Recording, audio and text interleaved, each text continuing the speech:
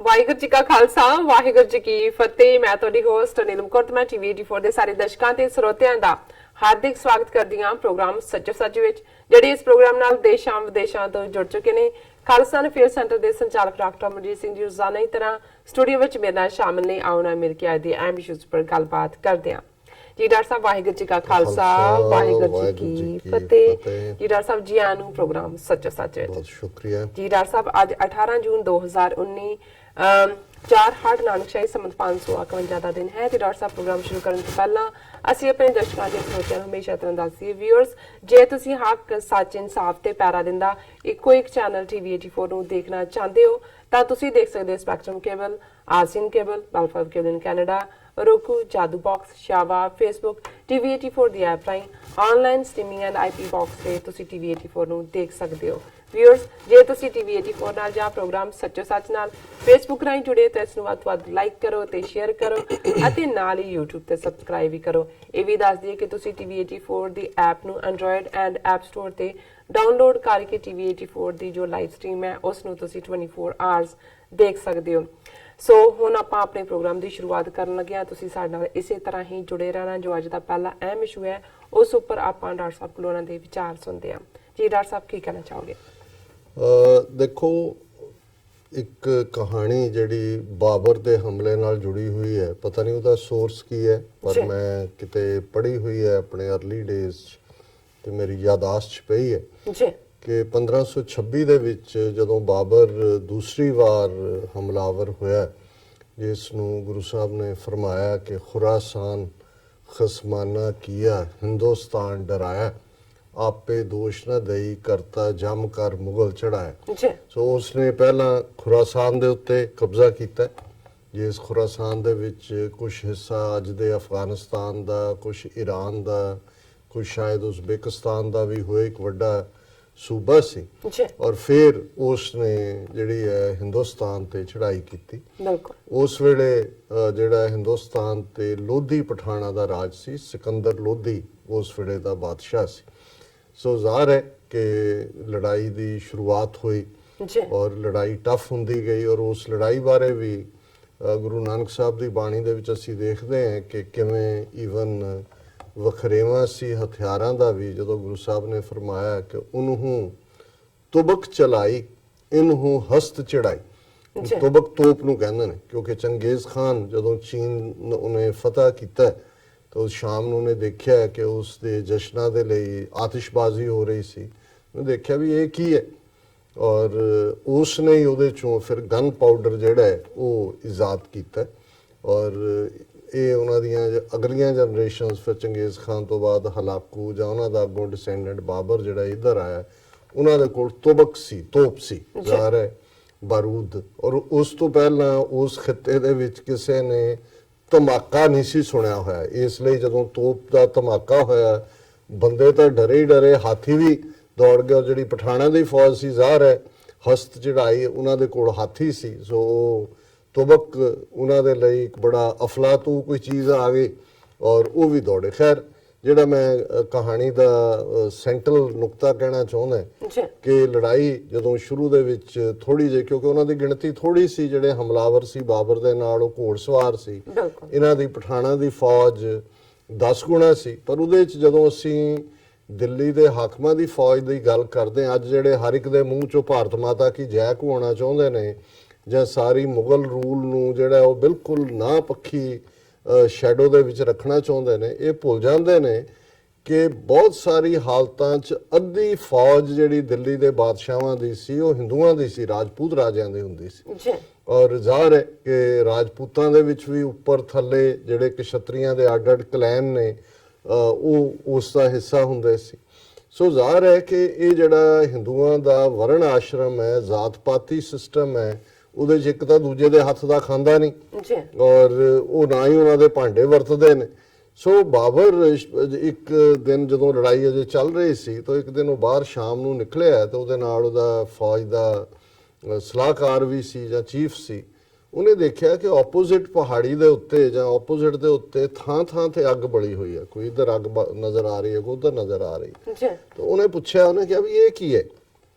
ਤੇ ਉਹਨੇ ਕਿਹਾ ਜੀ ਇਹ ਜਿਹੜੇ ਇਹਨਾਂ ਦੇ ਹਿੰਦੂ ਫੌਜੀ ਨੇ ਇਸ ਕੋਈ ਵੀ ਇੱਕ ਦੂਜੇ ਦੇ ਹੱਥ ਦਾ ਨਹੀਂ ਖਾਂਦਾ, ਇਹ ਸਾਰੇ ਆਪਣੀ ਆਪਣੀ ਖਿਚੜੀ ਪਕਾ ਰਹੇ ਹਰ ਇੱਕ ਨੇ ਆਪਣਾ ਚੁੱਲ੍ਹਾ ਬਾਲਿਆ ਹੋਇਆ। ਤੇ ਬਾਬਰ ਨੇ ਕਿਹਾ, ਕਹਿੰਦਾ ਅੱਛਾ, ਕਹਿੰਦਾ ਫਿਰ ਅਸੀਂ ਇਹਨਾਂ ਤੇ ਫਤਹ ਯਾਬ ਹੋਵਾਂਗੇ ਕਿ ਜਿਹੜੇ ਇੱਕ ਥਾਂ ਤੇ ਇਕੱਠਾ ਪਕਾ ਨਹੀਂ ਸਕਦੇ, ਇਕੱਠੇ ਖਾ ਨਹੀਂ ਸਕਦੇ, ਇਹ ਫੌਜ ਨਹੀਂ ਹੈ, ਇਹ ਸਟੈਂਡ ਨਹੀਂ ਕਰਨਗੇ ਸਾਨੂੰ।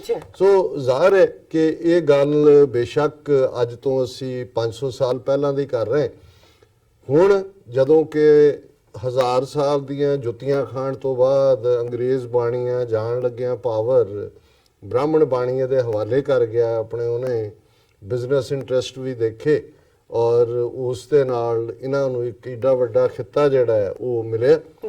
ਔਰ ਜੋ ਕੁਝ ਇਹਨਾਂ ਨੇ ਇਸ 72 ਸਾਲ ਜਿਹਦਾ ਹਾਲ ਕਰ ਦਿੱਤਾ ਹੈ, ਜ਼ਾਹਰ ਹੈ ਕਿ ਮੁੱਢਲੇ ਤੌਰ ਤੇ ਜਿਹੜੀ ਇਹਨਾਂ ਦੀ ਟ੍ਰੇਨਿੰਗ ਉਹ ਬੇਸ਼ੱਕ ਮਜ਼ਹਬੀ ਹਵਾਲੇ ਨਾਲ ਹੋਏ, ਬਿਲਕੁਲ ਬੇਸ਼ੱਕ ਉਹ ਤਹਿਜ਼ੀਬੀ ਹਵਾਲੇ ਨਾਲ ਹੋਏ, ਸਿਵਲਾਈਜੇਸ਼ਨਲ ਹੋਏ, ਕਿਉਂਕਿ ਤਹਿਜ਼ੀਬ ਔਰ ਮਜ਼ਹਬ ਅਲਟੀਮੇਟਲੀ ਇਹੀ ਤੁਹਾਡਾ ਮਾਈਂਡ ਸੈਟ ਬਣਾਉਂਦਾ ਹੈ, ਜਿਹੜੀ ਤੁਹਾਡਾ ਸੋਚਣ ਦਾ ਢੰਗ ਹੈ, ਤੁਸੀਂ ਕਿਸ ਚੀਜ਼ ਨੂੰ ਕਿਵੇਂ ਦੇਖਦੇ ਹੋ। ਇਹ ਜਾਂ ਤੁਹਾਡੀ ਕਈ ਵਾਰੀ ਨੈਗੇਟਿਵ ਤਹਿਜ਼ੀਬ ਸੀ, ਬੁੱਤ ਪ੍ਰਸਤਾਂ ਦੀ ਤਹਿਜ਼ੀਬ ਵੀ ਸੀ, ਪਰ ਜਦੋਂ ਇੱਕ ਰੱਬ ਦਾ ਕਨਸੈਪਟ ਆਇਆ, ਉਸੇ ਹੀ ਉਹ ਭਾਵੇਂ ਈਰਾਨ ਹੈ ਅੱਜ ਦਾ, ਜਿਹਨੂੰ ਪਰਸ਼ੀਆ ਕਹਿੰਦੇ ਨੇ, ਪਰਸ਼ੀਅਨ ਜ਼ਬਾਨ ਦੇ ਵਿੱਚ, ਜਾਂ ਮਿਡਲ ਈਸਟ ਸੀ, ਕਿਉਂਕਿ ਅਰਬ ਕਬੀਲੇ ਵੀ ਇਸਲਾਮ ਤੋਂ ਪਹਿਲਾਂ ਜਿਹੜੇ ਨੇ ਉਹ ਬੁੱਤ ਪ੍ਰਸਤ ਸੀ, ਬਹੁਤ ਸਾਰੇ ਮੱਕੇ ਦੇ ਵਿੱਚ ਵੀ ਬੁੱਤ ਰੱਖੇ ਹੋਏ ਸੀ, ਜਾਂ ਉਸ ਤੋਂ ਪਹਿਲਾਂ ਈਵਨ ਕ੍ਰਿਸਚੀਅਨਿਟੀ ਦੇ ਆਉਣ ਤੋਂ ਪਹਿਲਾਂ ਵੀ, ਜਿਹਨਾਂ ਨੂੰ ਪੇਗਨ ਕਹਿੰਦੇ ਨੇ ਉਹ। ਸੋ ਜਿੱਥੇ ਇੱਕ ਸਿਵਲਾਈਜੇਸ਼ਨ ਡਿਫਰੈਂਟ ਸੀ, ਉੱਥੇ ਮਜ਼ਹਬ ਦੀ ਆਈ ਤਬਦੀਲੀ ਨੇ ਸਿਵਲਾਈਜੇਸ਼ਨ ਦੇ ਵਿੱਚ ਤਬਦੀਲੀ ਲਿਆਂਦੀ। ਔਰ ਹਿੰਦੂਆਂ ਦੇ ਮਾਮਲੇ ਦੇ ਵਿੱਚ ਜੇ ਅਸੀਂ ਇਹਨਾਂ ਦਾ 3500 ਸਾਲ ਦਾ ਰਿਗਵੇਦ ਤੋਂ ਸ਼ੁਰੂ ਹੋਇਆ ਬ੍ਰਾਹਮਣਵਾਦ ਦਾ ਧਰਮ ਦੇਖੀਏ, ਤੇ ਇਹਨਾਂ ਦਾ ਮਜ਼ਹਬ ਔਰ ਤਹਿਜ਼ੀਬ ਆਪਸ ਵਿੱਚ ਰਲਗੱਡ ਨੇ। ਇਸ ਲਈ ਕਿਉਂਕਿ ਬ੍ਰਾਹਮਣ ਦੀ ਇੰਨੀ ਕੁ ਡੋਮੀਨੈਂਸ ਹੈ ਵਰਣ ਆਸ਼ਰਮ ਦੇ ਥੱਲੇ, ਨਹੀਂ ਤਾਂ ਮਜ਼ਹਬ ਦਾ ਦਾਇਰਾ ਮਜ਼ਹਬੀ ਦਾਇਰਾਕਾਰ ਹੁੰਦਾ, ਉਹ ਤੁਹਾਡੀ ਸੋਸ਼ਲ ਫੈਬਰਿਕ ਜਾਂ ਪੋਲੀਟੀਕਲ ਫੈਬਰਿਕ 'ਚ ਦਖਲ ਅੰਦਾਜ਼ੀ ਨਹੀਂ ਕਰਦਾ। ਹਾਲਾਂਕਿ ਇਸਲਾਮ ਦੇ ਹਵਾਲੇ ਨਾਲ ਵੀ ਇਸਲਾਮ 'ਚ ਕੋਈ ਜਿਹੜਾ ਮਜ਼ਹਬੀ ਜਿਹੜਾ ਮੁੱਲਾ ਹੈ ਜਾਂ ਮਜ਼ਹਬੀ ਕੋਈ ਰਹਿਬਰ ਹੈ, ਉਸ ਨੂੰ ਕੋਈ ਅੱਡ ਕੋਈ ਦਰਜਾ ਹਾਸਲ ਨਹੀਂ ਹੈ, ਕਿਉਂਕਿ ਹਰ ਇੱਕ ਜਿਹੜਾ ਹੈ ਉਹ ਕੋਈ ਵੱਡਾ ਛੋਟਾ ਨਹੀਂ ਹੈ। ਜਿਹਨੂੰ ਜਦੋਂ ਇਹ ਅਲਾਮਾ ਇਕਬਾਲ ਕਹਿੰਦੇ ਨੇ ਕਿ ਏਕ ਹੀ ਸਫ ਮੇ ਖੜੇ ਹੋ ਗਏ ਸਭ ਮਹਿਮੂਦੋ ਇਆਜ਼, ਫਿਰ ਨਾ ਕੋਈ ਬੰਦਾ ਰਹਾ ਨਾ ਬੰਦਾ ਨਿਵਾਸ, ਕੋਈ ਉੱਚਾ ਨੀਵਾਂ ਨਹੀਂ ਹੈ। ਇਸ ਲਈ ਕੋਈ ਆਰਡੇਨਡ ਪ੍ਰੀਸਟਲੀ ਕਲਾਸ ਜਿਵੇਂ ਕ੍ਰਿਸਚੀਅਨਿਟੀ ਦੇ ਵਿੱਚ ਪੋਪ ਨੇ ਲਈ, ਔਰ ਇਧਰ ਵੀ ਬਾਅਦ ਦੇ ਵਿੱਚ ਇਸਲਾਮ ਦਾ ਵੀ ਕਾਫੀ ਵੱਡਾ ਹਿੱਸਾ ਜੋ ਉਸ ਪ੍ਰਭਾਵ ਨੂੰ ਕਬੂਲਦਾ ਹੈ। ਔਰ ਜੇ ਅਸੀਂ ਰੂਟਸ ਦੇ ਉੱਤੇ ਦੇਖੀਏ, ਪਰ ਹਿੰਦੂ ਥਾਟ ਦੇ ਵਿੱਚ ਤਾਂ ਡੋਮੀਨੇਟ ਹੀ ਬ੍ਰਾਹਮਣ ਕਰਦਾ ਹੈ। ਬ੍ਰਾਹਮਣ ਜਨਮ ਤੋਂ ਲੈ ਕੇ ਮਰਨ ਤੱਕ ਹਰ ਜਿਹੜਾ ਤੁਹਾਡਾ ਰਿਲੀਜੀਅਸ, ਸੋਸ਼ਲ, ਪੋਲੀਟੀਕਲ ਸਾਰੇ ਰਾਈਟਸ ਉਹਦੇ ਕੋਲ ਨੇ। ਔਰ ਨਤੀਜੇ ਦੇ ਤੌਰ ਤੇ ਉੱਥੇ ਜਿਹੜੀ ਸਿਵਲਾਈਜੇਸ਼ਨ ਵੀ ਡਿਵੈਲਪ ਹੋਈ, ਜਿਹੜੀ ਤਹਿਜ਼ੀਬ ਵੀ ਡਿਵੈਲਪ ਹੋਈ, ਉਹ ਹਿੰਦੂ ਤਹਿਜ਼ੀਬ ਜਿਹੜੀ ਹੈ ਉਹ ਨਾ ਬਰਾਬਰੀ ਦੇ ਉੱਤੇ ਹੈ, ਵਰਣ ਆਸ਼ਰਮ ਦੇ ਉੱਤੇ ਹੈ, ਊਚ ਨੀਚ ਦੇ ਉੱਤੇ ਹੈ, ਨਫ਼ਰਤ ਦੇ ਉੱਤੇ ਹੈ, ਇਨਸਾਨ ਨੂੰ ਇਨਸਾਨ ਨਾ ਸਮਝਣ ਦੇ ਉੱਤੇ। ਜਦੋਂ ਤੁਹਾਡੀ ਮੈਂਟਲ ਟ੍ਰੇਨਿੰਗ ਇਹ ਹੈ, ਮੈਂਟਲੀ ਤੁਸੀਂ ਉਸ ਸਾਰੇ ਬਾਕਸ ਚੋਂ ਨਿਕਲ ਹੀ ਨਹੀਂ ਸਕਦੇ, ਤੇ ਸਿਸਟਮ ਦਾ ਨਾਂ ਤੁਸੀਂ ਡੈਮੋਕ੍ਰੇਸੀ ਰੱਖ ਲਓ, ਦੁਨੀਆ ਦੇ ਸਾਰੇ ਸੰਵਿਧਾਨਾਂ ਦੀ ਨਕਲ ਮਾਰ ਕੇ ਇੱਕ ਵੱਡਾ ਸੰਵਿਧਾਨ ਬਣਾ ਲਓ, ਉਹਨੂੰ ਕਹੋ ਜੀ ਸਭ ਤੋਂ ਵੱਡਾ ਅਸੀਂ, ਉਸ ਦੇ ਨਾਲ ਤੁਸੀਂ ਸੈਕੂਲਰ ਲਫ਼ਜ਼ ਵੀ ਲਗਾ ਦਿਓ, ਉਸ ਦੇ ਨਾਲ ਤੁਸੀਂ ਰਿਪਬਲਿਕ ਵੀ ਲਾ ਦਿਓ, ਵੋਟਾਂ ਦਾ ਸਿਸਟਮ ਵੀ ਕ੍ਰੀਏਟ ਕਰ ਦਿਓ, ਪਰ ਤੁਸੀਂ ਉਹ ਜਿਹੜੀ ਬੇਸਿਕ ਤੁਹਾਡੀ ਟ੍ਰੇਨਿੰਗ ਹੈ ਉਹਨੂੰ ਤਬਦੀਲ ਨਹੀਂ ਕਰ ਸਕਦੇ। ਔਰ ਮੈਂ ਅੱਜ ਜਦੋਂ ਹੁਣੇ 17ਵੀਂ ਇਹਨਾਂ ਦੀ ਪਾਰਲੀਮੈਂਟ ਹੈ, ਜਿਸ ਦੀਆਂ ਚੋਣਾਂ ਹੋ ਕੇ ਹਟੀਆਂ ਨੇ, ਔਰ ਜਿਵੇਂ ਅਸੀਂ ਕੱਲ ਡਿਸਕਸ ਕੀਤਾ ਸੀ ਕਿ 2014 ਦੀਆਂ ਚੋਣਾਂ ਮੋਦੀ ਐਂਡ ਕੰਪਨੀ ਨੇ ਝੂਠੀ ਤਸੱਲੀ, ਹੋਪਸ, ਆਸਾਂ ਜਗਾ ਕੇ ਜਿੱਤੀ, ਔਰ 2019 ਦੀ ਚੋਣ ਜਿਹੜੀ ਹੈ ਉਹ ਝੂਠਾ ਪ੍ਰਾਈਡ, ਝੂਠਾ ਮਾਣ, ਫਖਰ ਕਿ ਜੀ ਸੁਪਰ ਪਾਵਰ ਔਰ ਦੁਨੀਆ 'ਚ ਬੜਾ ਨਾਂ, ਉਹਨੂੰ ਕਰਕੇ ਜਿੱਤੀ। ਹੁਣ ਜਿਹੜਾ ਉਹ ਸਾਰਾ ਕਰੈਬ ਇਕੱਠਾ ਕਰਕੇ ਲਿਆਂਦਾ, ਜਿਹੜੀ ਡੱਡੂਆਂ ਦੀ ਪੰਸੇਰੀ, ਬਾਕੀ ਧਿਰਾਂ ਨਾਲ ਵੀ ਇਹੀ ਹਾਲ ਹੈ। ਔਰ ਹਾਲ ਕੀ ਹੈ, ਜਿਹੜਾ ਇੰਡੀਆ ਆਪਣੇ ਆਪ ਨੂੰ ਧਰਮ ਨਿਰਪੱਖ ਕਹਿੰਦਾ ਹੈ, ਸੈਕੂਲਰ ਅਜੇ ਤੱਕ, ਕਿਉਂਕਿ ਹੁਣ ਤਾਂ ਹਿੰਦੂਤਵਾ ਵੱਲ ਹੀ ਜਾ ਰਿਹਾ, ਪਰ ਅਜੇ ਵੀ ਕਨਸਟੀਟਿਊਸ਼ਨਲੀ ਤਾਂ ਉਹ ਪਾਰਟ, ਔਰ ਉਸ ਪਾਰਲੀਮੈਂਟ ਨੂੰ ਰਨ ਕਰਨ ਦੇ ਲਈ ਸਪੀਕਰ ਹੁੰਦਾ ਜਿਹੜਾ ਸਹੁੰ ਚੁਕਾਉਂਦਾ, ਪਹਿਲਾਂ ਉਹਨੂੰ ਪ੍ਰੋ ਟਰਮ ਸਪੀਕਰ ਕਹਿੰਦੇ ਨੇ, ਬਾਅਦ ਚ ਪਰਮਾਨੈਂਟ ਇਲੈਕਸ਼ਨ ਹੁੰਦੀ ਹੈ ਸਪੀਕਰ ਦੀ। ਹੁਣ ਜਿਹੜਾ ਜਲੂਸ, ਔਰ ਮੈਂ ਇਸ ਨੂੰ ਇਸ ਲਈ ਪਹਿਲਾ ਸੈਗਮੈਂਟ ਦੇ ਤੌਰ ਤੇ ਹੀ ਚੁਣਿਆ ਇਸ ਵਿਚਾਰ ਨੂੰ, ਕਿ ਦੋ ਚੀਜ਼ਾਂ ਹੁੰਦੀਆਂ ਨੇ। ਇੱਕ, ਤੁਸੀਂ ਓਵਰਆਲ ਉਸ ਸਾਰੇ ਰੁੱਖ ਚੋਂ ਦੇਖ ਸਕਦੇ ਹੋ ਕਿ ਇਹ ਜਿਹੜਾ ਸਾਰਾ ਇਹਨਾਂ ਦਾ ਸਿਸਟਮ ਹੈ that is going to the dogs। ਉਹ ਜ਼ਾਹਰ ਹੈ ਜੋ ਕੁਝ ਚੱਲ ਰਿਹਾ ਹੈ ਪੌਂਡੀਚੇਰੀ ਤੋਂ ਲੈ ਕੇ ਦਿੱਲੀ ਤੱਕ ਔਰ ਕਸ਼ਮੀਰ ਤੋਂ ਕੰਨਿਆ ਕੁਮਾਰੀ ਤੱਕ, ਉਹ ਆਪਣੇ ਆਪ ਦੇ ਵਿੱਚ ਸਬੂਤ ਹੈ। ਬਿਲਕੁਲ। ਦੂਸਰਾ, ਜਿਹਨੂੰ ਕਈ ਵਾਰ ਇਹ ਜਿਹੜਾ ਉਹ ਫਰੂਡੀਅਨ ਸਲਿਪ ਕਹਿੰਦੇ ਨੇ, ਜਾਂ ਕਹਿੰਦੇ ਨੇ ਜੀ ਜੀਭ ਸਾਡੀ ਅਟਪਟਾ ਗਈ, ਲੇਕਿਨ ਬਹੁਤ ਵਾਰ ਇਹ ਵੀ ਕੁਦਰਤ ਦਾ ਕੁਛ ਨਾ ਕੁਛ ਐਸਾ ਪਾਰਟ ਹੁੰਦਾ ਹੈ ਕਿ ਤੁਸੀਂ ਕਿਸੇ ਚੀਜ਼ ਨੂੰ, ਬੇਸ਼ੱਕ ਤੁਹਾਡੀ ਇੰਟੈਂਟ ਨਹੀਂ ਹੁੰਦੀ ਉਹਨੂੰ ਗਲਤ ਕਹਿਣ ਦੀ, ਪਰ ਨਿਕਲ ਜਾਂਦਾ ਹੈ। ਤੇ ਇਹ ਵੀ ਦੱਸ ਰਹੀ ਹੁੰਦੀ ਹੈ ਕੁਦਰਤ ਕਿ ਅਲਟੀਮੇਟਲੀ ਇਹ ਤੁਹਾਡੇ ਨਾਲ ਹੋਣ ਕੀ ਜਾ ਰਿਹਾ। ਥਰਡ ਚੀਜ਼ ਜਿਹੜੀ ਹੈ ਉਹ ਕਈ ਵਾਰੀ ਸਿੰਬੋਲਿਜ਼ਮ ਹੁੰਦਾ ਹੈ, ਜਿਹੜਾ ਮਿਸਟਿਕ ਦੁਨੀਆ 'ਚੋਂ ਹੁੰਦਾ ਹੈ। ਜਿਵੇਂ ਮੈਂ ਇੱਕ ਘਟਨਾ ਅਕਸਰ ਇਹ ਬਿਆਨਦਾ ਹੈ ਕਿ ਜਦੋਂ ਰਣਜੀਤ ਸਿੰਘ ਦਾ ਲੜਕਾ ਸ਼ੇਰ ਸਿੰਘ 1842-43 ਦੀ ਗੱਲ ਹੈ, ਲਾਹੌਰ ਤਖਤ ਤੇ ਸੀ ਔਰ ਖਾਨਾ ਜੰਗੀ ਤਾਂ ਉਹਨਾਂ ਦੀ ਚੱਲ ਹੀ ਰਹੀ ਸੀ, ਔਰ ਉਸ ਵੇਲੇ ਇਸ ਕਿਸਮ ਦਾ ਇੱਕ ਵਾਕਿਆ ਸਿੱਖ ਜਿਹੜਾ ਇਤਿਹਾਸਕ ਵੇਰਵਿਆਂ 'ਚ ਮਿਲਦਾ ਹੈ ਕਿ ਇੱਕ ਦਿਨ ਚਿੱਟੇ ਅੰਬਰ ਜਿਹੜਾ ਅਕਾਲ ਤਖਤ ਔਰ ਦਰਬਾਰ ਸਾਹਿਬ ਦੇ ਵਿਚਕਾਰ ਝੰਡੇ ਬੁੰਗੇ ਦੇ ਨਿਸ਼ਾਨ ਸਾਹਿਬ ਨੇ, ਕਿ ਚਿੱਟਾ ਅੰਬਰ ਸੀ, ਕੋਈ ਹਵਾ ਨਹੀਂ ਚੱਲੀ, ਕੋਈ ਤੂਫਾਨ, ਕੋਈ ਆਂਧੀ ਨਹੀਂ ਸੀ, ਤੇ ਆਲ ਆਫ ਏ ਸਡਨ ਉਹ ਜਿਹੜੇ ਝੰਡੇ ਨੇ ਉਹ ਥੱਲੇ ਡਿੱਗ ਕੇ ਉਹਨਾਂ ਦੇ ਕਈ ਟੁਕੜੇ ਹੋ ਗਏ। ਔਰ ਇਹ ਬੜਾ, ਜਦੋਂ ਉਹਨਾਂ ਦੇ ਉੱਥੋਂ ਦੇ ਉਸ ਵੇਲੇ ਪੁਜਾਰੀ ਸੀ ਜਾਂ ਸਿਆਣੇ ਸਿੱਖ ਬੈਠੇ ਹੋਣਗੇ, ਉਹਨਾਂ ਨੇ ਕਿਹਾ ਵੀ ਇਹ ਕੀ ਹੈ। ਉਹਨਾਂ ਨੇ ਕਿਹਾ ਵੀ ਇਹ ਕੋਈ ਸਾਨੂੰ ਗੈਬੀ ਸੁਨੇਹਾ ਆਇਆ ਵੀ ਖਾਲਸਾ ਰਾਜ ਜਾਣ ਦੀਆਂ ਨਿਸ਼ਾਨੀਆਂ ਨੇ ਔਰ ਇਸ ਤੋਂ ਸੰਭਲਣ ਦੀ ਲੋੜ ਹੈ, ਸਾਨੂੰ ਕੁਝ ਕਰਨਾ ਚਾਹੀਦਾ ਹੈ। ਇਹ ਸਾਨੂੰ ਮੈਸੇਜ ਮਿਲਿਆ ਹੈ, ਜਦੋਂ ਜੇ ਸਾਡਾ ਝੰਡਾ ਡਿੱਗਿਆ, ਕੋਈ ਲੜਾਈ ਨਹੀਂ ਹੈ, ਕੋਈ ਤੂਫਾਨ ਹਵਾ ਨਹੀਂ। ਔਰ ਉਹਨਾਂ ਨੇ ਮੈਸੇਜ ਭੇਜਿਆ, ਉਹਨਾਂ ਦਾ ਡੈਲੀਗੇਸ਼ਨ ਗਿਆ ਲਾਹੌਰ। ਉਹਨਾਂ ਨੂੰ ਪਹਿਲਾਂ ਤਾਂ ਲਾਹੌਰ ਦਰਬਾਰ ਤੱਕ ਹੀ ਪਹੁੰਚ ਨਹੀਂ ਹੋਈ, ਤੇ ਜਦੋਂ ਤੱਕ ਹੋਈ ਤੇ ਉਹਨਾਂ ਨੂੰ ਜਦੋਂ ਮੈਸੇਜ ਦਿੱਤਾ ਤੇ ਉਸ ਵੇਲੇ ਸ਼ੇਰ ਸਿੰਘ ਜਾਂ ਉਹਦੇ ਜਿਹੜੇ ਵੀ ਮਸ਼ੀਰ ਵਜ਼ੀਰ ਸੀ, ਉਹਨਾਂ ਨੇ ਕਿਹਾ ਪੁਜਾਰੀਆਂ ਕੋ ਕੜਾ ਕੇ ਸੁਪਨੇ ਆਤੇ हैं, जब अमृतसर जी आएंगे नवा झंडा चढ़ा देंगे। ਇਹਨਾਂ ਨੂੰ ਕੜਾ ਦੇ ਸੁਪਨੇ ਆਉਂਦੇ ਨੇ ਵੀ ਜਦੋਂ ਹੋਏਗਾ ਆਵਾਂਗੇ ਅਸੀਂ ਨਵਾਂ ਚੜਾ ਦੇਾਂਗੇ। ਸੋ ਇੱਕ ਪਾਸੇ ਇਹ ਹੁੰਦਾ ਹੈ ਕਿ ਇਹ, ਔਰ ਬਾਅਦ ਥੋੜੀ ਦੇਰ ਬਾਅਦ ਹੀ ਸ਼ੇਰ ਸਿੰਘ ਦਾ ਮਰਡਰ ਹੋ ਗਿਆ, ਸੰਧਾ ਵਾਲੀਆਂ ਨੇ ਮਾਰਤਾ। ਉਹਦਾ ਮੁੰਡਾ ਸੀ 12-13 ਸਾਲ ਦਾ ਕੰਵਰ ਪ੍ਰਤਾਪ ਸਿੰਘ, ਉਹਨੂੰ ਵੀ ਮਾਰਤਾ। ਔਰ ਇਵੇਂ ਹੌਲੀ ਹੌਲੀ ਜਿਹੜੇ, ਸੋ ਮਤਲਬ ਇਹ ਜਿਹੜੇ ਨੇ ਇਹ ਤੁਹਾਡੇ ਅਦਰਵਾਈਜ਼ ਸਾਈਨ ਹੁੰਦੇ ਨੇ। ਹੁਣ ਭਾਰਤ ਦੇ ਮਾਮਲੇ 'ਚ ਜੇ ਮੈਂ ਅਖੀਰਲੇ ਤੋਂ ਪਹਿਲਾਂ ਕਰਾਂ ਕਿ ਕਈ ਵਾਰ ਕਿਵੇਂ ਝੰਡਾ ਹੀ ਪੁੱਠਾ ਚੜ ਰਿਹਾ, ਜਾਂ ਝੰਡਾ ਖਿੱਚਿਆ ਡੰਡਾ ਨਾਲ ਹੀ ਸਣੇ ਡੰਡੇ ਦੇ ਝੰਡਾ ਥੱਲੇ ਡਿੱਗ ਕੇ ਸਿਰ 'ਚ ਵੱਜਿਆ ਆ ਕੇ। ਔਰ ਇਹ ਜਿਹੜੇ ਨੇ ਵਾਕਿਆ ਅਸੀਂ ਦੇਖਦੇ ਹਾਂ ਵੀ ਕਿਸ ਕਿਸਮ ਦਾ ਹੁੰਦਾ। ਹੁਣ ਇਹ ਜਿਹੜੀ ਓਥ ਟੇਕਿੰਗ ਸੈਰੇਮਨੀ ਹੈ, ਇਸ ਦੀਆਂ ਖਬਰਾਂ 4 ਚਫੇਰੇ ਲੱਗੀਆਂ ਨੇ।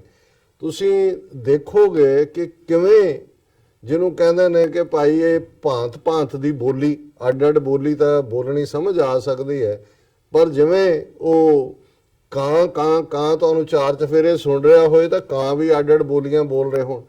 ਹੁਣ ਇੱਕ ਪਾਸੇ ਸਪੀਕਰ ਬੈਠਾ ਉਹਨਾਂ ਨੂੰ ਕਹਿ ਰਿਹਾ ਜੇ ਤੁਸੀਂ ਆਪਣਾ ਨਾਂ ਬੋਲਣਾ, ਆਹ ਤੁਹਾਡੀ ਓਥ ਹੈ ਜਿਹੜੀ ਤੁਸੀਂ ਸਹੁੰ ਚੁੱਕਣੀ ਹੈ ਕਿ ਦੇਸ਼ ਦੇ ਅਸੀਂ ਏਕਤਾ ਅਖੰਡਤਾ ਔਰ ਇਹਦੇ ਨਾਲ ਰੱਖਾਂਗੇ। ਹਰ ਇੱਕ ਨੇ ਜਿਹੜਾ ਉਹਨੂੰ ਸਪੀਕਰ ਦੀ ਗੱਲ ਦੀ ਉਲੰਘਣਾ ਕੀਤੀ, ਕਿਸੇ ਨੇ ਆਪਣੇ ਨਾਂ ਦੇ ਨਾਲ ਜੋ ਚਾਹਿਆ ਨਾਲ ਜੋੜ ਦਿੱਤਾ। ਔਰ ਐਂਡ ਦੇ ਵਿੱਚ ਕੀ ਕਿਹਾ, ਕਿਹੜੇ ਕਿਹੜੇ ਨਾਰੇ ਕਿਨੇ ਕਿਨੇ ਲਾਏ, ਇਹ ਦੱਸ ਰਿਹਾ ਹੈ ਕਿ ਭਾਰਤ ਮਾਤਾ ਵੀ ਵਿਚਾਰੀ ਰੋ ਰਹੀ ਹੋਣੀ ਹੈ ਕਿ ਮੇਰੇ ਕਿੰਨੇ ਕੁ ਪੁੱਤਰ ਨੇ ਤੇ ਇਹ ਕੀ ਗੱਲਾਂ ਕਰਦੇ ਨੇ, ਕਿ ਔਰ ਇਹ ਐਂਡ ਵੱਲ ਇਸ਼ਾਰਾ ਕਰ ਰਿਹਾ। ਪਰ ਉਸ ਤੋਂ ਪਹਿਲਾਂ ਮੈਂ ਜਿਹੜਾ ਮਿਸਟਿਕ ਐਲੀਮੈਂਟ ਦੀ ਜਾਂ ਫਰੂਡੀਅਨ ਸਲਿਪ ਆਫ ਦਾ ਟੰਗ ਜਿਹਨੂੰ ਕਹਿੰਦੇ ਨੇ ਉਹਦੀ ਗੱਲ ਕਰਾਂ। ਹੁਣ ਉਹ ਗੁਰਦਾਸਪੁਰ ਤੋਂ ਜਿਹੜਾ ਛੋਕਰਾ ਸੰਨੀ ਦਿਓਲ ਬੜੀਆਂ ਜੀਨਾ ਜੂਨਾ ਪਾ ਕੇ ਆਇਆ ਉੱਥੇ ਸਹੁੰ ਚੁੱਕਣ, ਉਹ ਪਹਿਲਾਂ ਉਹਦਾ ਇਲਦਾ ਨਾ ਕੋਕੋ ਨਹੀਂ ਆਉਂਦਾ ਵਾਲੀ ਗੱਲ ਹੈ ਵੀ ਉਹਨੂੰ ਜਦੋਂ ਪਹਿਲਾਂ ਪੁੱਛਿਆ ਵੀ ਸੀ ਕਿ ਜੀ ਪੁਲਵਾਮਾ ਤੇ ਬਾਲਾਕੋਟ, ਕਹਿੰਦਾ ਕੌਣ ਸਾ ਪੁਲਵਾਮਾ ਕੌਣ ਸਾ ਬਾਲਾਕੋਟ। ਉਹਨੂੰ ਪ੍ਰੈਜ਼ੈਂਟ ਕਰ ਰਹੇ ਸੀ, ਦੇਖੋ ਜੀ ਇਹਨੇ ਬਾਰਡਰ ਫਿਲਮ ਜਿਹਨੇ ਦੇਸ਼ ਦਾ ਫਲਾਣਾ ਟਿਮਕਾ। ਪਰ ਇੱਕ ਗੱਲ ਜਿਹੜੀ ਹੈ, ਜਿਹੜੀ ਅਚੇਤ ਦੇ ਵਿੱਚ ਹੀ ਹੁੰਦੀ ਹੈ, ਉਹ ਉਹਦੇ ਮੂੰਹੋਂ ਨਿਕਲ ਗਈ ਵੀ ਭਾਰਤ ਕਿੱਧਰ ਨੂੰ ਜਾ ਰਿਹਾ। ਉਹ ਜਦੋਂ ਸਹੁੰ ਚੁੱਕਣ ਲੱਗਿਆ ਲਫ਼ਜ਼ ਕਹਿਣੇ ਹੁੰਦੇ ਨੇ ਕਿ I will withhold the sovereignty and integrity of the country। ਪਹਿਲਾਂ ਤਾਂ ਕਿੰਨੀ ਕੁ ਨੂੰ ਅੰਗਰੇਜ਼ੀ ਆਉਂਦੀ ਹੋਣੀ ਜਿੰਨੀ ਕੁ ਉਹਦੇ ਪਿਓ ਨੂੰ ਆਉਂਦੀ ਹੈ। ਜੀ। 100 ਵੀ ਅੰਗਰੇਜ਼ੀ ਚੁੱਕਣ ਲੱਗਾ। ਹੁਣ ਅੰਗਰੇਜ਼ੀ ਚੁੱਕਣ ਲੱਗਿਆ ਉਹਨੇ ਜਿਹੜੇ ਲਫ਼ਜ਼ ਕਹਿਣੇ ਸੀ ਕਿ I will withhold the sovereignty and integrity of the country, ਤਾਂ ਵਿਦਹੋਲਡ ਭੁੱਲ ਗਿਆ। ਉਹ ਕਹਿੰਦਾ ਇਨਸਟੈਡ ਉਹਨੇ ਕਿਹਾ I will uphold the sovereignty and integrity of the country, ਕਿ ਮੈਂ ਛੱਡ ਦਿਆਂਗਾ ਸੋਵਰਨਿਟੀ ਇੰਟੈਗ੍ਰਿਟੀ ਏਕਤਾ ਅਖੰਡਤਾ। ਫਿਰ ਇੱਕਦਮ ਉਹਨੇ ਕਿਹਾ ਉਹ ਆਈ ਵਿਲ ਵਿਦਹੋਲਡ। ਸੋ ਉਹ ਵਿਦਹੋਲਡ ਕਹਿ ਰਿਹਾ ਹੈ ਪਹਿਲੀ ਸਟੇਜ ਤੇ ਫਰੂਡੀਅਨ, ਕਹਿਣਾ ਉਹਨੇ ਸੀ ਕਿ ਮੈਂ ਅਪਹੋਲਡ ਕਰਾਂਗਾ। ਸੋ ਜ਼ਾਹਰ ਹੈ ਕਿ ਇਹ ਅਪਹੋਲਡ ਹੁੰਦਾ ਹੈ ਕਿ ਉਹਨੂੰ ਕਾਇਮ ਰੱਖਣਾ, ਕਿ ਮੈਂ ਜਿਹੜਾ ਉਹ ਏਕਤਾ ਅਖੰਡਤਾ ਦੇ ਲਈ ਕਾਇਮ ਰਹਾਂਗਾ। ਉਹ ਇਹਨੂੰ ਛੱਡ ਕੇ ਕਹਿ ਰਿਹਾ ਕਿ ਜੀ ਮੈਂ ਰੋਕ ਲਾਂਗਾ। ਵਿਦਹੋਲਡ ਹੁੰਦਾ ਕਿਸੇ ਚੀਜ਼ ਨੂੰ ਰੋਕਣਾ, I will withhold the sovereignty integrity of the country. So ਜ਼ਾਹਰ ਹੈ ਵੀ ਉਹਨੇ ਆਪਣਾ ਦੱਸ ਦਿੱਤਾ ਜਿਹੜਾ ਉਹ ਸਲਿੱਪ ਰਾਹੀਂ ਗੱਲ ਹੈ। ਪਰ ਹੁਣ ਅਸੀਂ ਗੱਲ ਕਰਦੇ ਹਾਂ ਕਿ ਭਾਈ ਕਿਵੇਂ ਭਾਂਤ ਭਾਂਤ ਦੀਆਂ ਬੋਲੀਆਂ। ਪਹਿਲਾਂ ਤੋਂ ਜਿਹੜੀ ਕਾਤਲ ਜਨਾਨੀ ਸਾਧਵੀ ਪ੍ਰਗਿਆ ਬਣੀ ਹੋਈ ਹੈ, ਉਹਨੂੰ ਜਦੋਂ ਉਹਨੇ ਆਪਣਾ ਨਾਂ ਲੈਣਾ ਸੀ ਤੇ ਆਪਣੇ ਨਾਂ ਨਾਲ ਉਹਨੇ ਕਿਹਾ, ਆਪਣਾ ਨਾਂ ਲੈ ਕੇ ਸਾਧਵੀ ਪ੍ਰਗਿਆ ਸਵਾਮੀ ਪੂਰਨਾ ਚੇਤਨਾਨੰਦ ਅਵਧੇਸ਼ਰਾਨੰਦ ਗਿਰੀ, ਇਹ ਵੀ ਉਹਨੇ ਲਿਆ। ਉਹਨੇ ਕਿਹਾ ਜੀ ਇਹ ਕੀ? ਉਹ ਕਹਿੰਦਾ ਜੀ ਮੇਰੇ ਗੁਰੂ ਦਾ ਨਾਂ ਹੈ। ਉਹ ਕਿਹਾ ਤੂੰ ਆਪਣਾ ਨਾਂ ਲੈ, ਨਹੀਂ ਕਹਿੰਦੀ ਮੈਂ ਇਹ ਵੀ ਲੈਣਾ। ਉਹ 3 ਵਾਰ ਜਿਹੜਾ ਉਹਨੂੰ ਰੋਕਿਆ ਗਿਆ ਔਰ ਉਹਨੇ ਅਲਟੀਮੇਟਲੀ ਇਹ ਲਿਆ। ਔਰ ਐਂਡ 'ਚ ਫਿਰ ਉਹ ਭਾਰਤ ਮਾਤਾ ਕੀ ਜੈ, ਜੈ ਸ਼੍ਰੀ ਰਾਮ। ਇਹ ਹੁਣ ਉਹ ਪਾਰਲੀਮੈਂਟ ਹੈ ਕਿ ਕੋਈ ਸਨਾਤਨ ਮੰਦਿਰ ਹੈ ਜੀ, ਔਰ ਸਪੀਕਰ ਮਨਾ ਕਰ ਰਿਹਾ ਕਿ ਵੀ ਇਹ ਫਾਰਮੈਟ ਹੈ, ਤੁਸੀਂ ਇਹਦੇ 'ਚ ਸਟਿਕ ਕਰਨਾ ਹੈ। ਪਰ ਇਹਦੇ ਨਾਲ ਅਸੀਂ ਦੇਖਦੇ ਹਾਂ ਕਿ ਵੀ ਬਾਕੀਆਂ ਨੇ ਕੀ ਕਿਹਾ, ਉਹ ਦਿਲਚਸਪ ਹੈ। ਔਰ ਮੈਂ ਟ੍ਰਿਬਿਊਨ ਦੀ ਖਬਰ ਦਾ ਹੀ ਸਹਾਰਾ ਲੈ ਰਿਹਾ ਇਹਦੇ ਲਈ। ਜੈ ਸ਼੍ਰੀ ਰਾਮ, ਅੱਲਾਹੂ ਅਕਬਰ, religious slogans mark swearing in ceremony of 17th Lok Sabha. ਉਹ ਨਾਰੇ ਬੜੇ ਜ਼ਬਰਦਸਤ ਨੇ। Dramatic scenes of sloganeering and heated exchanges marked the oath-taking ceremony of the 17th Lok Sabha on Tuesday, a development that comes even before the new lower house gets down to official business. कि अजे तो शुरू भी नहीं होया काम और oath taking वेड़े की उन्होंने कीता है। Slogans of Jai Shri Ram, Jai Maa Durga and Allahu Akbar competed for precedence in the house despite the chair's repeated intervention to prevent it. Some new members of parliament even began their oaths with controversial slogans despite the warnings. Speaker कह रहे भी ये ना करो, वो फिर नारियां दे नाल ही ये कर रहे हैं। The atmosphere became particularly charged when Trinamool Congress began to take their oath. ਜਦੋਂ ਹੁਣ ਤ੍ਰਿਣਮੂਲ ਮਮਤਾ ਬੈਨਰਜੀ ਦੀ ਪਾਰਟੀ ਦੇ ਐਮਪੀ ਸਹੁੰ ਚੁੱਕਣਗੇ, when MPs from treasury benches called ਜੈ ਸ਼੍ਰੀ ਰਾਮ, ਉਹ ਕਹਿ ਰਹੇ ਨੇ ਉਹਨਾਂ ਨੇ ਜੋ ਹੀ ਤ੍ਰਿਣਮੂਲ ਕਾਂਗਰਸ ਵਾਲੇ ਲੈਣ ਲੱਗੇ ਜੈ ਸ਼੍ਰੀ ਰਾਮ, ਤੇ ਉਹ ਜਿਹੜਾ ਉਹਨਾਂ ਦਾ TMC ਲੀਡਰ ਸੀ ਉਹਨੇ ਕਿਹਾ ਜੈ ਬੰਗਾਲ। ਹੁਣ ਇਹ ਵੀ ਇੱਕ, ਹੁਣ ਤੱਕ ਅਸੀਂ ਤਮਿਲਨਾਡੂ ਦੀ ਆਜ਼ਾਦੀ ਦੀ ਗੱਲ, ਕੇਰਲਾ ਦੀ ਗੱਲ, ਕਸ਼ਮੀਰ ਦੀ ਗੱਲ, ਪੰਜਾਬ ਦੀ ਗੱਲ ਕਰਦੇ ਹਾਂ, ਉਹਨੇ ਨਾਲ ਹੀ ਕਹਿ ਦਿੱਤਾ ਜੈ ਬੰਗਾਲ, ਜੈ ਮਮਤਾ। ਸੋ ਇਹ ਹੁਣ ਭਾਰਤ ਦੀ ਪਾਰਲੀਮੈਂਟ ਦਾ ਹਾਲ ਚੱਲ ਰਿਹਾ ਹੈ। ਫਿਰ ਜਦੋਂ ਉਹਨਾਂ ਦਾ ਕਲਿਆਣ ਬੈਨਰਜੀ ਜਿਹੜਾ ਉਹ ਦੁਰਗਾ ਪਾਠ ਹੀ ਸੁਣਾਉਣ ਲੱਗ ਗਿਆ, ਤ੍ਰਿਣਮੂਲ ਕਾਂਗਰਸ ਦਾ ਰਿਸਾਈਡਡ ਦੁਰਗਾ ਪਾਠ after concluding his oath, while his party colleague Abu Tahir Khan began his oath with Bismillah Rahman Rahim and ended with Allahu Akbar. ਉਹਨੇ ਵੀ ਤ੍ਰਿਣਮੂਲ ਕਾਂਗਰਸ ਹੈ, ਉਹਨੇ ਵੀ ਕਿਹਾ ਜੀ ਆ ਲਓ ਫਿਰ ਤੁਸੀਂ ਹੁਣ ਆਪਣੀ ਭਾਰਤ ਮਾਤਾ ਕੀ ਜੈ ਕਰ ਲਓ ਤੇ ਦੂਜੀ ਜੈ ਕਰ ਲਓ। BJP's Davinder Singh Bhole began with Om ਨਮੋ ਸ਼ਿਵਾਏ। ਇਹ ਪਾਰਲੀਮੈਂਟ ਦੇ ਮੈਂਬਰ ਸਹੁੰ ਚੁੱਕ ਰਹੇ ਨੇ, ਉਹ ਕਹਿ ਰਿਹਾ ਓਮ ਨਮੋ ਸ਼ਿਵਾਏ। BJP's ਨਿਸ਼ਤੀਸ਼ ਪ੍ਰਮਾਣਿਕ came to the house with ਰਾਜ ਬੌਂਗਸ਼ੀ ਪਗੜੀ and took oath in Bengali. ਉਹ ਬੰਗਾਲੀ ਚ ਵੀ ਸਹੁੰ, ਚਲੋ ਉਹ ਸਮਝ ਆ ਸਕਦੀ ਹੈ ਕਿਉਂਕਿ ਤੁਸੀਂ ਐਜ਼ ਪਰ ਲਾਅ ਆਪਣੀ ਰੀਜਨਲ ਲੈਂਗੁਏਜ ਸਹੁੰ ਚੁੱਕ ਸਕਦੇ ਹੋ। As West Bengal Chief Minister Mamata Banerjee's nephew Abhishek Banerjee name was called for oath, BJP members chanted Jai Shri Ram. Banerjee responded saying even Modi ji isn't so popular in the house. ਉਹਨੇ ਵਿੱਚ ਹੀ ਰਾਮ ਵੀ ਰਗੜ ਦਿੱਤਾ, ਵਿੱਚ ਹੀ ਮੋਦੀ ਰਗੜ। ਉਹਨੇ ਕਿਹਾ ਜੀ ਕੋਈ ਜੈ ਮੋਦੀ ਨਹੀਂ ਕਹਿ ਰਹੇ, ਜੈ ਸ਼੍ਰੀ ਰਾਮ ਦਾ ਮਤਲਬ ਇਹ ਜੋ ਤੁਸੀਂ ਕਹਿ ਰਹੇ ਹੋ ਇਹ ਮੋਦੀ ਇੰਨਾ ਪਪੂਲਰ ਨਹੀਂ ਹੈ ਜਿੰਨਾ ਤੁਸੀਂ ਬਣਾਇਆ ਹੋਇਆ। BJP's actor politician Ravi Krishan, MP from Gorakhnath, added Har Har Mahadev and Guru Gorakhnath ki jai to his oath. ਇਹ MP ਨੇ ਦੇਸ਼ ਨੂੰ ਰਿਪਰੈਜ਼ੈਂਟ ਕਰ ਰਹੇ ਨੇ secular constitution. while many BJP MPs ended their oath with chants of Bharat Mata ki Jai and Jai Shri Ram, Samajwadi Party MP from Sambal, Shafiqpur, Rahman Bark objected to Vande Mataram slogan, Bihar da, and drawing protests from members of Treasury, "Mat kaho Vande Mataram." ਇਹ ਅੰਦਰ ਸਹੁੰ ਦੀ ਚੁੱਕ ceremony ਹੋ ਰਹੀ। SP member, Social Party member Shyam Singh Yadav concluded his oath with Jai Bhim, Jai Bharat, Jai Samajwad. ਇਹ ਵੀ ਇੱਕ ਨਵੀਂ ਧਿਰ ਆ ਗਈ। Taking a dig, Congress President Rahul Gandhi asked BJP Arun Kumar Sagar, who chanted Bharat Mata ki Jai twice, to raise the slogan one more time. ਉਹ ਕਹਿੰਦਾ ਵੀ ਤੂੰ ਦੋ ਵਾਰੀ ਕਹਿ, ਇੱਕ ਵਾਰੀ ਹੋਰ ਕਹਿ। ਉਹ ਕਹਿੰਦਾ ਤੂੰ ਨਾਲ ਮੇਰੇ ਬੋਲ। ਤੇ ਫਿਰ ਕਾਂਗਰਸ ਵਾਲਿਆਂ ਨੇ ਕਿਹਾ ਜੈ ਹਿੰਦ, ਜੈ ਹਿੰਦ। ਇਹ MP ਸਹੁੰ ਚੁੱਕ ਰਹੇ ਨੇ। Kumar then retorted he will raise the slogan again if Gandhi can complete it by chanting Jai. उन्होंने जय हिंद कहा था। Aligarh BJP MP Satish Kumar Gautam also raised a slogan, rebuffing a reminder to not to do so. Speaker कह रहे हो बस करो, ये नहीं नारे नारने। हाँ, हुण आ गया जी Asaduddin Owaisi, AIMIM MP from Hyderabad chanted Jai Bhim, Jai Meem, Takbir, Allahu Akbar, Jai Hind, after members from ruling side shouted slogans of Jai Shri Ram, Bharat Mata ki Jai. Earlier, when DMK member hailed Periyar Kaliyangar, Mahatma Gandhi, Karunanidhi, Ambedkar, the chair ruled only the prescribed format should be taken on record. BJP MP from Mathura, Hema Malini, ये देख लो, dream girl, वो की कहंदे, she concluded her oath with Radhe Radhe and a phrase from Shloka in praise of Lord Krishna. Hema Malini ਜਿਹੜੀ ਹੈ ਰਾਧੇ ਰਾਧੇ ਕਰ ਰਹੀ ਹੈ। ਹੁਣ ਅਸੀਂ ਪੰਜਾਬ ਵਾਲਿਆਂ ਨਾਲ ਵੀ ਦੇਖ ਲਈਏ। Sukhbir Badal, Sunny Deol, Bhagwant Mann take oath as MPs. Shromani Akali Dal Chief Sukhbir Singh Badal, actor Sunny Deol and Aam Aadmi Party's lone MP Bhagwant Mann were among the leaders who took oath as members of 17th Lok Sabha. So ਉਹਦੇ ਚ ਉਹਨਾਂ ਨੇ ਜਿਹੜਾ Sunny Deol ਦਾ ਤਾਂ ਉਹਨਾਂ ਨੇ ਕੰਮ ਕਰਤਾ। Deol took oath in English amid cheers. There was a slip of tongue by BJP MP from Gurdaspur when he said withhold the sovereignty and integrity of the country instead of uphold the sovereignty. ਉਹ ਤਾਂ ਉਹਨੇ ਦੱਸਤਾ ਕਿ ਜੀ ਮੈਂ ਤੋੜ ਦਿਆਂਗਾ ਤੁਹਾਡੀ sovereignty integrity ਰੋਕ ਲਾਂਗਾ। There was some mentors between Maan and members of treasury benches after he ended his oath with slogans ਇਨਕਲਾਬ ਜ਼ਿੰਦਾਬਾਦ। ਭਗਵੰਤ ਮਾਨ ਨੇ ਇਨਕਲਾਬ ਜ਼ਿੰਦਾਬਾਦ ਕਿਹਾ। Badal concluded his oath with chant Waheguru ji ਕਾ ਖਾਲਸਾ ਵਾਹਿਗੁਰੂ ਜੀ ਕੀ ਫਤਿਹ। ਚਲੋ ਇਸ ਗਧੇ ਨੂੰ ਇੰਨੇ ਸਾਲ ਲੱਗਾ ਕਿ ਵੀ ਕੌਰ ਜਿਹੜੀ ਉਹਦੀ ਅਮਰਿੰਦਰ ਦੀ ਵਾਈਫ ਹੈ ਉਹ ਮੱਥੇ ਤੇ ਪੱਟੀ ਬੰਨ ਕੇ ਆਈ। ਸੋ ਬਾਕੀ ਸਾਰਾ ਇਸ ਦੇ ਨਾਲ ਹੀ ਜੁੜਿਆ ਹੋਇਆ, ਕੋਈ ਖਾਸ ਨਹੀਂ ਹੈ।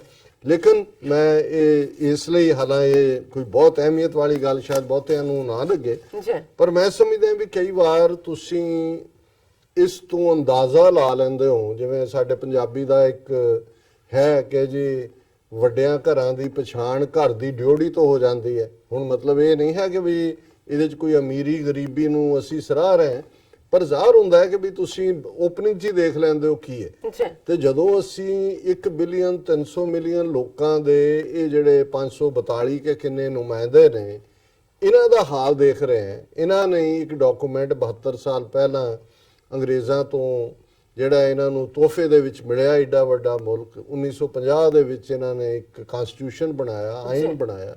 ਉਹਦੇ ਕੋਈ ਤੌਰ ਤਰੀਕੇ ਨੇ, ਉਹਦੇ ਥੱਲੇ ਪਾਰਲੀਮੈਂਟ ਔਰ ਰਾਜ ਸਭਾ ਬਣਾਈ, ਉਹਦਾ ਕੋਈ ਸਪੀਕਰ ਹੈ, ਉਹਦਾ ਕੋਈ ਨੋਰਮ ਹੈ ਕਿ ਬਈ ਤੁਸੀਂ ਲੋਕਾਂ ਨੇ ਤੁਹਾਨੂੰ ਵੋਟਾਂ ਪਾਈਆਂ ਨੇ, ਤੁਸੀਂ ਇੱਕ ਡਿਸਪਲਿਨ ਦੇ ਵਿੱਚ ਰਹਿਣਾ।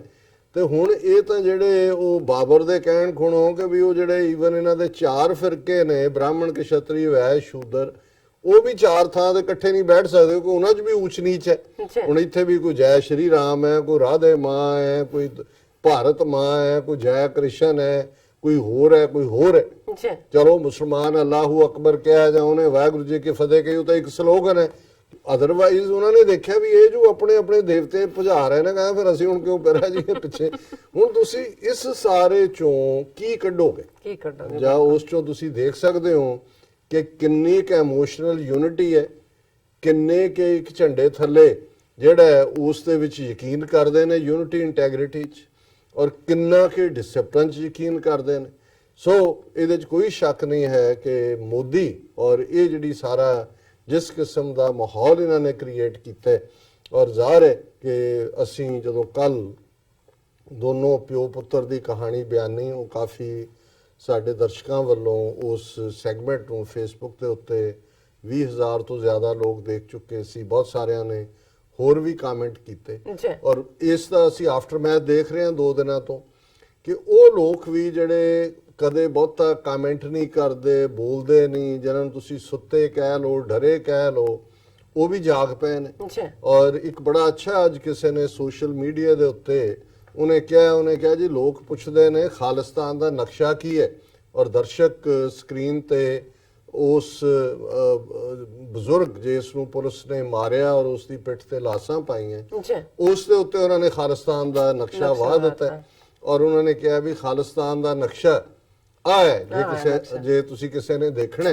ਹੁਣ ਇਹ ਦੋਨੋਂ ਚੀਜ਼ਾਂ ਬਿਆਨ ਕਰਦੇ ਕਿ ਭਾਈ ਇਹ ਜਿਹੜੀ ਸਾਡੀ ਪੀੜ ਹੈ ਜੋ ਤੁਸੀਂ ਸਾਨੂੰ ਦੇ ਰਹੇ ਹੋ, ਇਹ ਤੁਸੀਂ ਖਾਲਿਸਤਾਨ ਬਣਾ ਰਹੇ ਹੋ ਔਰ ਉਹ ਖਾਲਿਸਤਾਨ ਉਸ ਬਜ਼ੁਰਗ ਨੇ ਆਪਣੀ ਜਾਨ ਤੇ ਖੇਡ ਕੇ ਬਣਾਇਆ ਔਰ ਕਿਵੇਂ ਉਹਨੇ ਮੁਕਾਬਲਾ ਕੀਤਾ। ਔਰ ਅੱਜ ਹੀ ਬਹੁਤ ਸਾਰੇ ਸਗੋਂ ਮੁਸਲਮਾਨ ਭਰਾਵਾਂ ਦੇ ਜਿਹੜੇ ਕਮੈਂਟ ਨੇ ਉਹ ਕਹਿੰਦੇ ਨੇ ਵੀ ਕਾਸ਼ ਸਾਡੀ ਕਮਿਊਨਿਟੀ ਵੀ ਸਿੱਖਾਂ ਵਾਂਗ ਇਕੱਠੀ ਹੋ ਸਕਦੀ, ਇਹਨਾਂ ਦੀ ਤਰ੍ਹਾਂ ਅਸੀਂ ਵੰਗਾਰ ਸਕਦੇ। ਹੁਣ 200 ਮਿਲੀਅਨ ਵਿਚਾਰੇ ਉਹਨਾਂ ਨੂੰ ਤਾਂ ਸਿਟਿੰਗ ਡਕਸ ਬਣਾਇਆ ਹੋਇਆ, ਇੱਥੇ ਦੋਵੇਂ ਹੀ ਪਿਓ ਪੁੱਤਰ ਹੈ। ਹੁਣ ਪੁੱਤਰ 15 ਸਾਲ ਦਾ, ਉਹਨੇ ਵੀ ਜਦੋਂ ਦੇਖਿਆ ਕਿ ਵੀ ਇਹ ਹਟਦੇ ਨਹੀਂ, ਉਹ ਵੀ ਗੱਡੀ ਲੈ ਕੇ ਆ ਗਿਆ ਵੀ ਚੜਾ ਦੇਣੀ ਤੁਹਾਡੇ ਤੇ ਔਰ ਕਿਵੇਂ ਉਹਨੇ ਟਾਕਰਾ ਕੀਤਾ ਔਰ ਉਹਨੇ ਵੀ। ਔਰ ਅੱਜ BBC ਪੰਜਾਬੀ ਇੱਧਰ ਉੱਧਰ ਹੋਰ ਬਹੁਤ ਸਾਰਿਆਂ ਦੇ ਇੰਟਰਵਿਊ ਬਿਲਕੁਲ ਬੱਜ ਨਹੀਂ ਕਰਦੇ, ਉਹ ਕਹਿੰਦੇ ਜੀ ਉਹਨੇ ਗੰਦੀ ਜ਼ਬਾਨ ਬੋਲੀ ਪੁਲਿਸ ਵਾਲੇ ਨੇ, ਅਸੀਂ ਟੋਲਰੇਟ ਨਹੀਂ ਕਰ ਸਕਦੇ। ਔਰ ਉਹਨੇ ਕਿਹਾ ਜੀ ਅਸੀਂ ਜਿਹੜਾ ਜੋ ਕੀਤਾ ਬਿਲਕੁਲ ਠੀਕ ਕੀਤਾ ਔਰ ਚੰਗੀ ਗੱਲ ਹੈ। ਦੁਨੀਆ ਭਰ 'ਚ ਸਿੱਖਾਂ ਨੇ ਸਰਾਹਿਆ ਉਹਨਾਂ ਨੂੰ।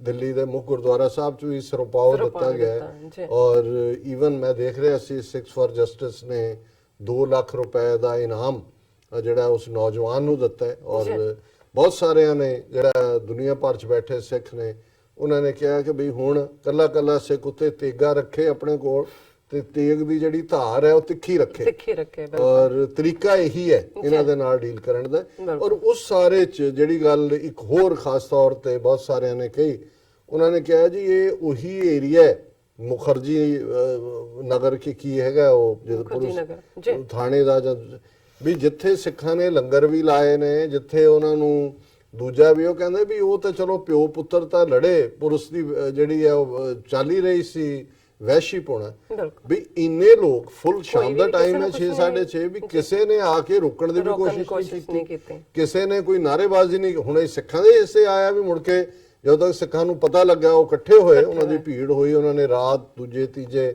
ਫਿਰ ਇਸ ਗੱਲ ਤੇ ਮਜਬੂਰ ਕੀਤਾ ਕਿ ਬਈ ਉਹਨਾਂ ਨੂੰ ਸਸਪੈਂਡ ਕੀਤਾ ਗਿਆ। ਹਾਲਾਂਕਿ ਜਿਹੜੇ ਸੱਤਾ ਦੇ ਦਲਾਲ ਨੇ ਉਹਨਾਂ ਨੇ ਉਹੀ ਉਹਦੇ 'ਚ ਖਾਸ ਤੌਰ ਤੇ ਮਨਜਿੰਦਰ ਸਿਰਸਾ ਜਿਹਦੀ ਫਿਰ ਖਿੱਚ ਧੂ ਵੀ ਹੋਈ ਔਰ ਉਹ ਅੱਜ ਕਿਸੇ ਦਾ ਕਮੈਂਟ ਸੀ, ਉਹਨਾਂ ਨੇ ਕਿਹਾ ਕਿ ਇਹ ਜਿਹੜੇ ਮਨਜਿੰਦਰ ਸਿਰਸਾ ਔਰ ਇਹ ਜਿਹੜੇ ਸੱਤਾ ਦੇ ਦਲਾਲ ਨੇ ਇਹ ਜਿਹੜੇ ਨੇ ਇਹ ਪ੍ਰੈਸ਼ਰ ਰਿਲੀਜ਼ਿੰਗ ਵਾਲਵ ਨੇ ਹਕੂਮਤਾਂ ਦੇ ਕਿ ਗੱਲਾਂ ਬਹੁਤ ਵੱਧ ਚੜ ਕੇ ਉਹਨੇ ਵੀ ਕੀਤੀਆਂ ਮਨਜਿੰਦਰ ਸਿਰਸੇ ਨੇ, ਅਸੀਂ ਬਿਲਕੁਲ ਟੋਲਰੇਟ ਨਹੀਂ ਕਰਾਂਗੇ, ਅਸੀਂ ਕਤਲ ਦਾ ਕੇਸ ਰਜਿਸਟਰ ਕਰੋ ਦੂਜੇ, ਪਰ ਅੰਦਰ ਜਾ ਕੇ ਆ ਕੇ ਬਾਹਰ ਲੋਕਾਂ ਨੂੰ ਕਹਿੰਦਾ ਜੀ ਹੋ ਗਿਆ ਸਮਝੌਤਾ, ਉਹ ਸਸਪੈਂਡ ਹੋ ਜਾਣਗੇ, ਤੁਸੀਂ ਘਰਾਂ ਨੂੰ ਜਾਓ। ਲੋਕਾਂ ਨੇ ਕਿਹਾ ਖਲੋ ਜਾ ਤੂੰ ਤੈਨੂੰ ਹੁਣ ਦੱਸ ਦੇ ਹਾਂ। ਸੋ ਮਤਲਬ ਇਹ ਹੈ ਕਿ ਵੀ ਇਹਨਾਂ ਤੋਂ ਵੀ ਖਬਰਦਾਰ ਔਰ ਚੰਗਾ ਹੋ ਗਿਆ ਜਦੋਂ ਇਸ ਕਿਸਮ ਦੇ ਐਕਸਪੋਜ਼ ਹੁੰਦੇ ਨੇ। ਇਹ ਜਿਹੜੀ ਵਿਚਕਾਰਲੀ ਲਾਈਨ ਹੈ, ਜਿਹੜੇ ਵਿਚਕਾਰ ਆ ਕੇ ਖਲੋ ਕੇ ਇੱਧਰ ਹੁੰਦੇ ਨੇ ਜੀ ਠੰਡੇ ਹੋ ਜਾਓ ਤੇ ਉਧਰ ਉਹ ਆਪਣਾ ਉਹਨਾਂ ਨੂੰ ਕਹਿੰਦੇ ਲਓ ਜੀ ਅਸੀਂ ਕੰਮ ਮੁਕਾ ਦਿੱਤਾ, ਹੁਣ ਗੱਲ ਮੁਕਾ ਦਿੱਤੀ ਹੈ। ਸੋ ਮੈਂ ਸਮਝਦਾ ਹਾਂ ਵੀ ਇਹ ਜਿਹੜਾ ਜਦੋਂ ਕੱਲਾ ਸਿੱਖ, ਜਦੋਂ ਅਸੀਂ ਜੂਨ 84 ਦਾ ਇਸ ਮਹੀਨੇ 'ਚੋਂ ਗੁਜ਼ਰ ਰਹੇ ਹਾਂ, ਇਹ ਵਾਕਿਆਤ ਉਸ ਕਿਸਮ ਦੇ ਯਾਦ ਕਰਵਾਉਂਦੇ ਨੇ ਕਿ ਜੇ ਅਕਾਲ ਤਖਤ ਢਾਇਆ ਟੈਂਕਾਂ ਤੋਪਾਂ ਦੇ ਨਾਲ ਤੇ ਕੱਲੇ ਸਿੱਖ ਨੇ ਇਹ ਮਹਿਸੂਸ ਕੀਤਾ ਕਿ ਉਹਦੇ ਅੰਦਰ ਅਕਾਲ ਤਖਤ ਉੱਗ ਆਇਆ, ਉਹਦੇ ਅੰਦਰ ਅਕਾਲ ਤਖਤ ਪ੍ਰਗਟ ਹੋ ਗਿਆ, ਕਿਉਂਕਿ ਅਕਾਲ ਤਖਤ ਇਮਾਰਤ ਦਾ ਨਾਂ ਨਹੀਂ। ਤੇ ਜੇ ਉਸ ਸਿੱਖ ਬਜ਼ੁਰਗ ਦੇ ਔਰ ਉਸ ਬੱਚੇ ਦੇ ਜਿਹੜੀਆਂ ਪਿੰਡੇ ਤੇ ਲਾਸ਼ਾਂ ਨੇ ਜਿਸ ਬੇਰਹਿਮੀ ਵਹਿਸ਼ੀ ਪੁਣੇ ਦੇ ਨਾਲ ਹੋਇਆ, ਔਰ ਜੇ ਇੱਕ ਜਿਹੜੇ ਸੈਂਸੀਬਲ ਨੇ ਸੱਜਣ ਉਹਨਾਂ ਨੇ ਇਸ ਨੂੰ ਇਮੇਜਿਨ ਕੀਤਾ ਵੀ ਨਹੀਂ ਇਹ ਲਾਸ਼ਾਂ ਨਾ ਦੇਖੋ, ਇਹ ਖਾਲਿਸਤਾਨ ਦਾ ਨਕਸ਼ਾ ਹੈ, ਇਹ ਖਾਲਿਸਤਾਨ ਉੱਭਰ ਰਿਹਾ। ਕਿਉਂਕਿ ਇਹ ਵੀ ਇੱਕ ਮੈਸੇਜ ਹੈ ਕਿ ਜਿਉਂ-ਜਿਉਂ ਇਹ ਜ਼ੁਲਮ ਵਧੇਗਾ ਕਿਉਂ ਤੇ ਉਹ ਸਾਡੀ ਮੰਜ਼ਿਲ ਜਿਹੜੀ ਆ ਖਾਲਿਸਤਾਨ ਦੀ ਨੇੜੇ ਨੇੜੇ ਆਏਗੀ। ਆਏਗੀ। ਬਾਕੀ ਪਾਰਲੀਮੈਂਟ ਦੇ ਵਿੱਚ ਉਹਨਾਂ ਨੇ ਦੱਸ ਹੀ ਦਿੱਤਾ ਹੈ, ਕੋਈ ਭਾਰਤ ਮਾਤਾ ਹੈ, ਕੋਈ ਜੈ ਸ਼੍ਰੀ ਰਾਮ ਹੈ। ਸਨੀ ਦਿਓਲ ਆਪਣੇ ਪਿਓ ਨੂੰ ਜਾ ਕੇ ਕਹਿੰਦਾ ਹੋਣਾ ਕਿ ਮੈਂ ਫਿਲਮਾਂ 'ਚ ਤਾਂ ਲਿਖੇ ਲਿਖਾਏ ਡਾਇਲੌਗ ਬੋਲਦਾ ਸੀ, ਇੱਥੇ ਹੁਣ ਅੰਗਰੇਜ਼ੀ 'ਚ ਵੀ ਮੈਨੂੰ ਜਿਹੜਾ ਹੈ ਉਹ ਭੁੱਲ ਜਾਂਦਾ ਵੀ ਮੈਂ ਕੀ ਬੋਲਣਾ। ਜੀ। ਸੋ ਕੁੱਲ ਮਿਲਾ ਕੇ ਮੈਂ ਸਮਝਦਾ ਵੀ ਜੇ ਅਸੀਂ ਕਹੇ ਕਿ ਵੀ ਇਹ ਆਪਣੇ ਆਪ 'ਚ ਹੀ ਦੱਸ ਰਿਹਾ ਹੈ ਕਿ ਇੰਡੀਆ ਦਾ ਡਿਮਾਈਸ, ਇਸ ਦੇ ਟੁਕੜੇ, ਔਰ ਉਹ ਟੁਕੜੇ ਕਿੰਨੇ ਹੋਣਗੇ, ਕਿੱਥੇ ਕਿੱਥੇ ਡਿੱਗਣਗੇ। ਸੋ ਜ਼ਾਹਰ ਹੈ ਕਿ ਇਹ ਹੁਣ ਭਾਰਤ ਮਾਤਾ ਹੀ ਦੇਖ ਲੈ ਕਿ ਵੀ ਉਹਦਾ ਕੀ ਹਸ਼ਰ ਹੋਣ ਜਾ ਰਿਹਾ ਹੈ। ਜੀ ਇਸ ਤੋਂ ਵੱਧ ਕੇ ਅਸੀਂ ਹੋਰ ਕੀ ਕਹਿ ਕੀ ਸਕਦੇ ਕਹਿ ਹਾਂ। ਸਕਦੇ। ਤੁਹਾਡਾ ਬਹੁਤ ਬਹੁਤ ਸ਼ੁਕਰੀਆ, ਤੁਸੀਂ ਪਹਿਲਾ ਇਸ਼ੂ ਸਾਡੇ ਦਰਸ਼ਕਾਂ ਨਾਲ ਸਾਂਝਾ ਕੀਤਾ। ਤੇ ਲੈਣਾ ਬ੍ਰੇਕ ਪੇਜ ਤੋਂ ਪਹਿਲਾਂ ਅਸੀਂ ਆਪਣੇ ਦਰਸ਼ਕਾਂ ਤੇ ਸਰੋਤਿਆਂ ਨੂੰ ਹਮੇਸ਼ਾ ਤਰ੍ਹਾਂ ਅਪੀਲ ਤੇ ਬੇਨਤੀ ਕਰਦੀ ਹੈ ਵੀਅਰਸ, ਜਿਸ ਤਰ੍ਹਾਂ ਕਿ ਤੁਸੀਂ ਜਾਣਦੇ ਹੋ ਕਿ ਟੀਵੀ 84 ਇੱਕ ਪੰਥਕ ਚੈਨਲ ਹੈ। ਟੀਵੀ 84 ਸਿੱਖਾਂ, ਕਸ਼ਮੀਰੀਆਂ ਅਤੇ ਭਾਰਤ ਦੀਆਂ ਨਾਰਥ ਈਸਟ ਸਟੇਟਾਂ ਦੇ ਲੋਕਾਂ ਦੇ ਸਵੈ ਨਿਰਣੇ ਦੇ ਹੱਕਾਂ ਦਾ ਹਾਮੀ ਹੈ। ਅਸੀਂ ਚਾਹਾਂਗੇ ਕਿ ਤੁਸੀਂ ਟੀਵੀ 84 ਦੀ ਚੜ੍ਹਦੀ ਕਲਾ ਲਈ ਵੱਧ ਤੋਂ ਵੱਧ ਡੋਨੇਟ ਕਰੋ। ਡੋਨੇਟ ਕਰਨ ਲਈ ਸਾਡੀ ਵੈਬਸਾਈਟ tv84.tv ਤੇ ਜਾ ਕੇ ਪੇਪਲ ਦੀ ਵਰਤੋਂ ਕਰਕੇ ਵਨ ਟਾਈਮ ਡੋਨੇਟ ਕਰ ਸਕਦੇ ਹੋ, ਮੰਥਲੀ ਡੋਨੇਟ ਵੀ ਕਰ ਸਕਦੇ ਹੋ। ਤੁਸੀਂ ਟੀਵੀ 84 ਦੇ ਨਾਮ ਤੇ ਚੈੱਕ ਬਣਾ ਕੇ ਸਾਨੂੰ ਮੇਲ ਵੀ ਕਰ ਸਕਦੇ ਹੋ ਸਾਡੇ ਇਸ ਪਤੇ ਤੇ 36-01 ਐਵਨਿਊ ਲੌਂਗ ਆਈਲੈਂਡ ਸਿਟੀ, ਨਿਊਯਾਰਕ 11101 USA, ਜਾਂ ਫਿਰ ਤੁਸੀਂ ਸਾਨੂੰ ਫੋਨ ਰਾਹੀਂ ਵੀ ਸੰਪਰਕ ਕਰ ਸਕਦੇ ਹੋ ਸਾਡੇ ਫੋਨ ਨੰਬਰ ਤੇ 5164060694। Thank you so much viewers. ਵਿਚਾਰਾਂ ਦਾ ਸਿਲਸਿਲਾ ਇਸ ਤਰ੍ਹਾਂ ਚੱਲਦਾ ਰਹੇਗਾ। ਮਿਲਦੇ ਹਾਂ ਛੋਟੇ ਜਿਹੇ ਬ੍ਰੇਕ ਤੋਂ ਬਾਅਦ।